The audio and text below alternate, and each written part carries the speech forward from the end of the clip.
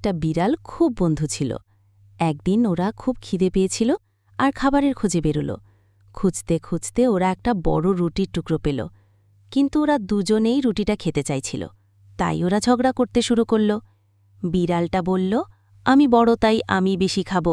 আর ইঁদুরটা বলল, আমি প্রথমে দেখেছি তাই আমি বেশি খাব। এই দেখে একটা চালাক বানর এসে হাজির হল। সে ওদের ঝগড়া থামানোর জন্য বলল যে সে রুটিটা দুভাগ করে দেবে। বানরটা রুটিটা দুভাগ করল, কিন্তু এক ভাগ বড় ছিল। তখন বানরটা বলল যে সে একটু খেয়ে সমান করে দেবে। এইভাবে বানরটা বারবার রুটির টুকরো থেকে একটু একটু করে খেতে লাগল, আর ইঁদুর আর বিড়াল শুধু চেয়েই রইল। শেষে বানরটা পুরো রুটিটা খেয়ে শেষ করে দিল, আর ইঁদুর আর বিড়াল দুজনেই বুঝতে পারল যে তাদের ঝগড়ার সুযোগ নিয়ে বানরটা পুরো লাফ তুলে নিল। তখন ওরা নিজেদের বোকামির জন্য খুব দুঃখ পেল, আর বুঝল যে একসাথে থাকলে তারা সমস্যা মেটাতে পারত। তারপর ওরা দুজনেই মিলে ঠিক করল যে তারা আর কখনো ঝগড়া করবে না, বরং একসাথে কাজ করবে।